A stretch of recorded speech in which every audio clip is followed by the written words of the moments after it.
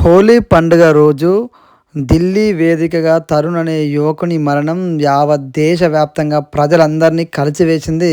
హోలీ పండుగ జరుగుతున్న సందర్భంలో ఏదైతే హోలీ రంగులనేది ఒక ముస్లిం సోదరి మీద పడడంతో ఆ ముస్లిం యువతి ఆ కుటుంబ సభ్యులందరూ వచ్చి తరుణ్ ఇంటి మీద దాడి చేసి తరుణ్‌ని విపరీతంగా క్రికెట్ బ్యాట్‌లతోటి ఏది పడితే వాటితోటి దాడి చేయడంతోటి తరుణ్ అక్కడికక్కడే మరణించడం అయితే జరిగింది. తరుణ్ మరణ వార్త యావత్ దేశాన్నయితే కుదిపేస్తుంది.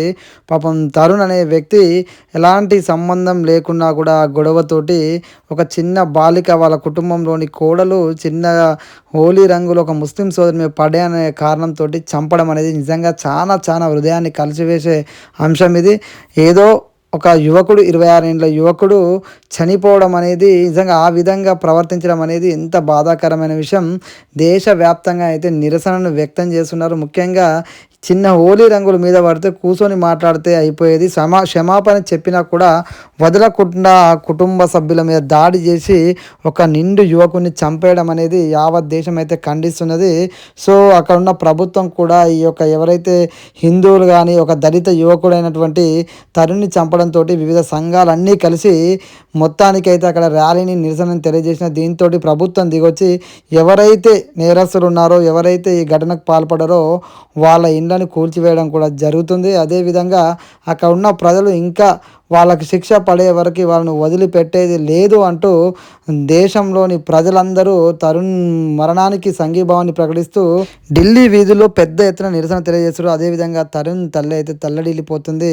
కన్న కొడుకు మరణం అకస్మాత్తుగా అయితే రావడం, హోలీ పండుగ రోజు ఇలాంటి విషాదం జరగడం నిజంగా తల్లి తట్టుకోలేకపోతుంది. కన్నీటి పర్యంతమైంది. ఖచ్చితంగా దోషుల్ని కఠినంగా శిక్షించాలి. మా ఇంటిని కాపాడేవాడే మరణించడం అనేది ఆ తల్లి ఆ యొక్క తరుణ్ మరణ వార్తను తట్టుకోలేకపోతుంది. హిందూ సంఘాలు కూడా పెద్ద ఎత్తున దేశవ్యాప్తంగా ఉన్న వాళ్ళందరూ వెళ్ళి తరుణ్ కుటుంబాన్ని పరామర్శిస్తూ ఆ కుటుంబానికి అండగా నిలుస్తున్నారు. నిజంగా ఆ తల్లిదండ్రుల బాధనైతే మనం వర్ణించలేము. కానీ ఆ తల్లిదండ్రులకి మనోధైర్యాన్ని నింపుతూ హిందూ సంఘ నాయకులందరూ ఆ కుటుంబంలో ఇంటికెళ్ళి ఆ తల్లికి మేమున్నామని చెప్పేసి భరోసాను కల్పిస్తూ ఆ కుటుంబ సభ్యులకి కొండంత ధైర్యాన్ని అయితే కల్పిస్తున్నారు. ఎన్ని రకాలుగా చెప్పినా కూడా ఎవరైతే తప్పు చేసిరో వాళ్ళకి కఠినమైన శిక్ష పడాలి.